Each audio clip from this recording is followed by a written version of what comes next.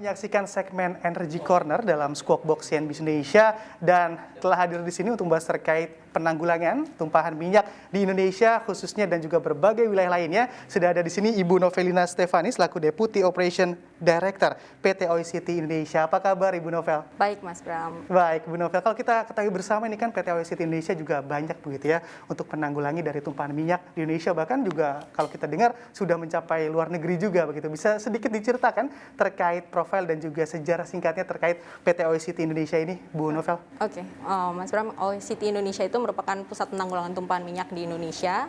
Kami memiliki headquarters di Jawa Barat dan kami dilengkapi 6 stockpile base di seluruh wilayah Indonesia, dan saat ini kami juga beroperasi aktif di Thailand dan India. Jadi sebagai perusahaan dalam negeri dengan lokal konten 100%, kami memiliki izin yang lengkap dari berbagai instansi pemerintahan, baik dari Kementerian Perindustrian, Kementerian ESDM maupun dari Kementerian Perhubungan. Jadi kalau untuk pengalaman sendiri, kami memiliki pengalaman lebih dari 37 tahun menanggulangi tumpahan minyak. Kami aktif menanggulangi tumpahan minyak baik skala nasional maupun internasional. Nah, mungkin itu sedikit gambaran tentang OICT Indonesia. Oke, tapi kalau dari PT OICT Indonesia sendiri untuk tumpahan minyak gitu ya, kita bicara tumpahan minyak, hanya melayani yang di offshore ataupun juga justru onshore juga ikut ada di dalamnya begitu di PT OICT Indonesia ini? Oke. Kalau untuk menanggulangi tumpahan minyak, pastinya OICT Indonesia menanggulangi tumpahan minyak baik di keadaan wilayah offshore maupun di wilayah onshore, dan juga dengan kegiatan-kegiatan yang ditimbulkan karena tumpahan minyak eksplorasi ataupun development ataupun kegiatan dari production. Nah, jadi memang ada yang tumpahan minyaknya bersumbernya karena di offshore, tetapi karena tidak dapat ditanggulangi dengan cepat karena memang peralatannya tidak standby di lokasi, ada delay time dalam memobilisasi, sehingga minyak tersebut mengarah ke shoreline. Jadi kita ada dua operasi kegiatan bersamaan, yaitu menanggulangi tumpahan minyak offshore dan onshore secara bersama. Ada juga tumpahan minyak yang memang hanya terjadi memang karena dia kejadiannya tersebut kejadian yang tumpahan minyak dalam keadaan dengan wilayah kerja memang di darat. Ya, kita menanggulangi tumpahan minyaknya hanya untuk di darat. Oke, tapi kalau bicara resiko begitu ya Bu ya, terkait dampak lingkungan yang tadi juga Anda sebutkan, kira-kira lebih beresiko mana di offshore dan juga onshore? Kedua-duanya pasti sangat beresiko, Mas. Namun menanggulangi tumpahan minyak di offshore pasti akan lebih mudah untuk menanganinya dibanding di nearshore, karena di nearshore pasti impact areanya sudah lebih meluas, dan juga kalau di nearshore itu kita harus menghadapi tidak hanya tumpahan minyaknya tetapi juga LSM, harus menghadapi penduduk-penduduk sekitar yang demo, yang komplain bahwa kenapa nih lokasi kita terkena tumpahan minyak, bagaimana penggantiannya. Jadi pasti ada distraction yang kita dapatkan dalam menanggulangi tumpahan minyak di shoreline. Kalau misalnya kita bicara terkait penanggulangan dan juga resiko yang ada, kira-kira dari pengalaman OICT sendiri, apa sih Bu yang tersulit, bahkan yang juga tidak bisa terlupakan begitu ya dari resiko tersebut? Oke, ini pertanyaan yang cukup menarik. Sebenarnya setiap kegiatan operasi penanggulangan tumpahan minyak memiliki resiko, memiliki tantangan-tantangan tersendiri. Yang pasti seperti yang kita ketahui bersama, sekarang lagi masa pandemi. Pastinya menanggulangi tumpahan minyak di masa pandemi ini tuh menjadi tantangan yang cukup berat, karena yang namanya menanggulangi tumpahan minyak itu yang paling penting adalah respon time-nya. Harus menanggulangi tumpahan minyak secara cepat.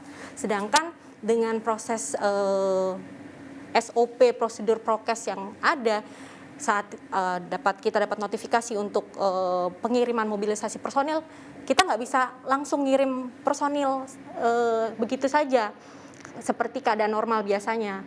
Di proses karena kondisi pandemi ini yang harus dilakukan, pasti kita harus melewati prosedur-prosedur dulu.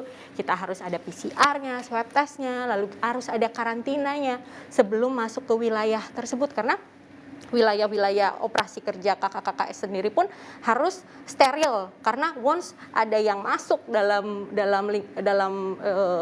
wilayah tersebut dan ternyata suspek positif COVID, pasti akan mengganggu seluruh operasi kerja mereka.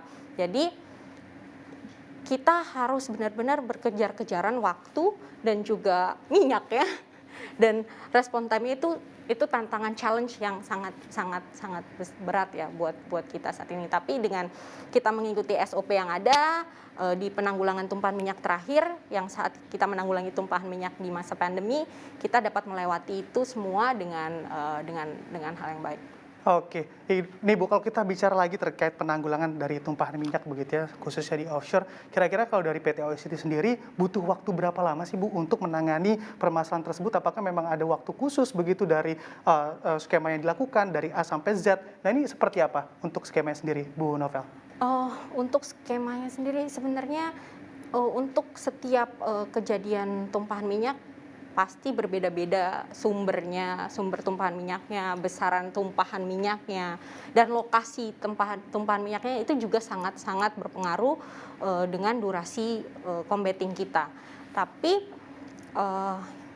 biasanya kalau menanggulangi tumpahan minyak dalam keadaan normal, dengan keadaan source dari tumpahan minyak itu juga sudah terselesaikan, maksudnya tersolve, sudah tidak ada bocoran lagi, stop untuk bocoran tumpahan minyaknya, itu lebih memudahkan karena berarti kita hanya akan melokalisir tumpahan minyak yang sudah bisa kita prediksi dan kita hitung gitu.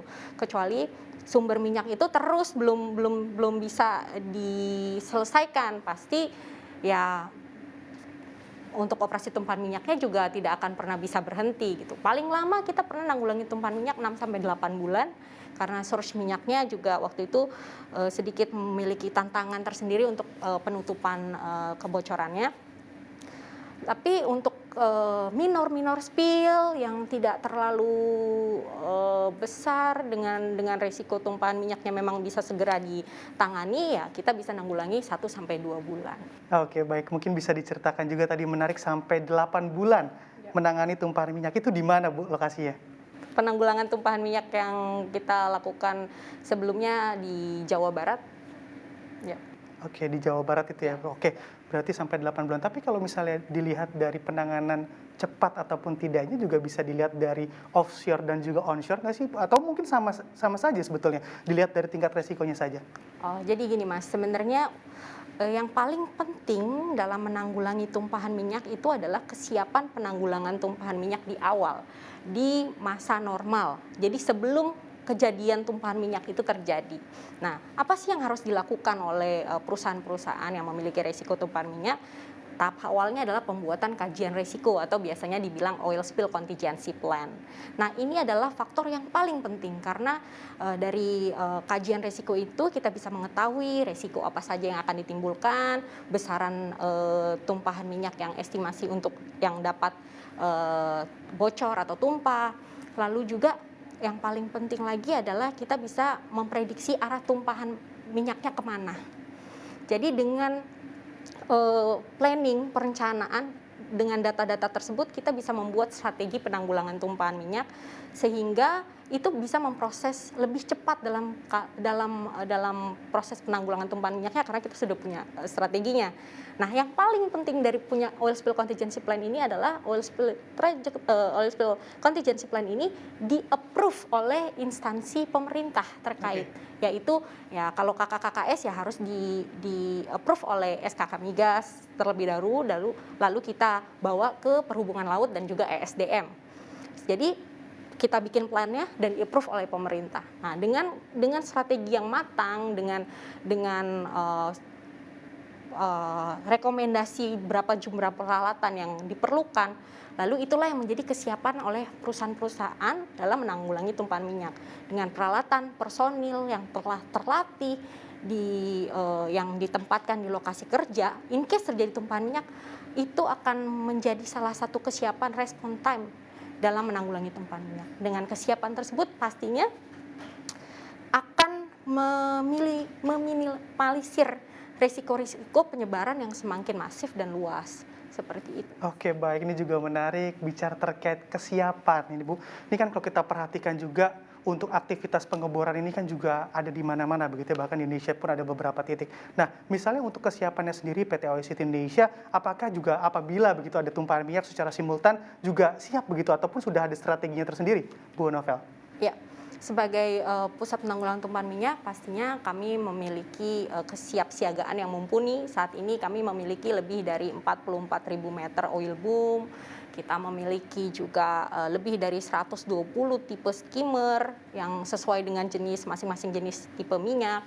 Dan yang paling pentingnya kita disupport oleh 170 personil yang terlatih, tersertifikasi, dan berpengalaman. Jadi dengan kesiapsiagaan tersebut, kami confidence untuk menanggulangi tumpahan minyak di 2-3 kejadian dalam waktu bersamaan. Oke, baik. Untuk informasi lebih lengkap dan juga berita terkait bisa klik link di deskripsi dan juga jangan lupa untuk download aplikasi CNBC Indonesia di Play Store dan juga App Store. Dan yang paling penting, jangan lupa subscribe ya.